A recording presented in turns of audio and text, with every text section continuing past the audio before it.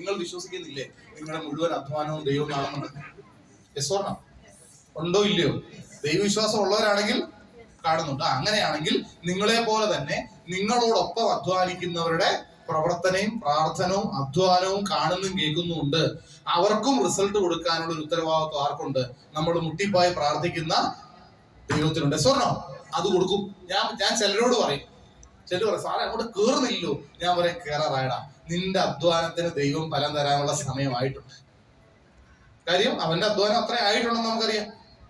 ആ ഒരു എഫേർട്ടിന് റിസൾട്ട് കിട്ടുമെന്ന് നമുക്കറിയാം. അതുകൊണ്ട് 7ാമത്തെ പോയിന്റ്, ഞാൻ 6ാമത്തെ പോയിന്റ് പറഞ്ഞ് നിർത്തി. 7ാമത്തെ പോയിന്റ് ആണ് ഓർഗനൈസേഷണൽ റെസ്പോൺസിബിലിറ്റി. പേരൊക്കെ വലുതാ, സംഭവത്രേ ഉള്ളൂ. അവനവന്റെ ടീമിനെ നിരന്തരമായി വിളിക്കണം. 2 ഓർഗനൈസേഷനുള്ള ടീമിനെയും ഒരുപോലെ നോക്കണം. ഈ സൈഡിൽ 10 ലക്ഷം, പുറത്ത് 5 ലക്ഷം ഉള്ളൂ. ഈ 5 ലക്ഷം ഉള്ളിടത്ത് ബി കയറിയല്ല ഇൻകം കിട്ടുന്നത്. സ്വർണ്ണം.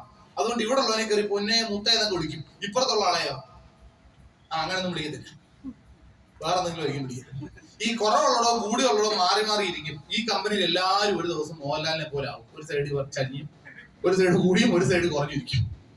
ഈ ഡയറക്ട് സെല്ലിങ്ങിന്റെ പ്ലാൻ എനിക്ക് ഞാനും അതെ. പണ്ട് ഞാൻ നല്ലായിരുന്നു, അപ്പുറം ഇപ്പുറമായിരുന്നു. പക്ഷെ 2014-24 ആയപ്പോഴത്തേക്കും ഈ സൈഡ് 500 കോടി, ഇപ്പുറത്ത് 180 കോടിയായി. മോഹൻലാലിനെ പോലെ ആയി. നിങ്ങളും ഒക്കെ അങ്ങനെ ആവും. കുറെ